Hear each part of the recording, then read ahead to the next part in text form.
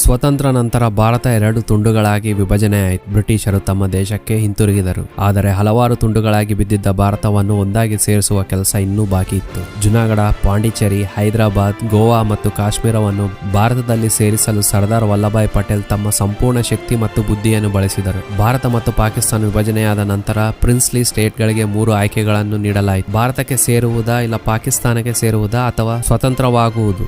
ಈ ಕಾರಣಗಳಿಂದ ಹೈದರಾಬಾದ್ ತನ್ನನ್ನು ಸ್ವತಂತ್ರ ರಾಜ್ಯವಾಗಿ ಉಳಿಸಿಕೊಳ್ಳಲು ಎಲ್ಲಾ ಪ್ರಯತ್ನಗಳನ್ನು ಮಾಡಿತು. ಈ ಸಮಯದಲ್ಲಿ ಹೈದರಾಬಾದ್ ನವಾಬ್ ಮೀರ್ ಉಸ್ಮಾನ್ ಅಲಿ ಖಾನ್ ಆಗಿದ್ದರು. ಅವರು ಪಾಕಿಸ್ತಾನದ ಸಹಾಯದಿಂದ ಭಾರತದ ವಿರುದ್ಧ ದಾಳಿ ಮಾಡುವ ಯೋಜನೆ ರೂಪಿಸುತ್ತಿದ್ದರು. ಹೈದರಾಬಾದ್ ಭಾರತಕ್ಕೆ ಸೇರದೇ ಇದ್ದರೆ ಭಾರತದ ದಕ್ಷಿಣ ಭಾಗದಲ್ಲಿ ಇನ್ನೊಂದು ಪಾಕಿಸ್ತಾನ್ ಹುಟ್ಟುತ್ತಿದ್ದಂತಾಗುತ್ತಿತ್ತು. ಆದ್ದರಿಂದ ಪಂಡಿತ್ ಜವಾಹರಲಾಲ್ ನೆಹರು ಅವರ ಅಹಿಂಸಾ ತತ್ವವನ್ನು ಬದಿಗಿಟ್ಟು ಸರ್ದಾರ್ ವಲ್ಲಭಾಯ್ ಪಟೇಲರು ಆಪರೇಷನ್ ಪೋಲೋ ಆರಂಭಿಸಿದರು. ಕೇವಲ 5 ದಿನಗಳಲ್ಲಿ ಭಾರತೀಯ ಸೇನೆಯ ಸಹಾಯದಿಂದ ಹೈದರಾಬಾದ್ ಅನ್ನು ಭಾರತಕ್ಕೆ ಸೇರಿಸಲಾಯಿತು.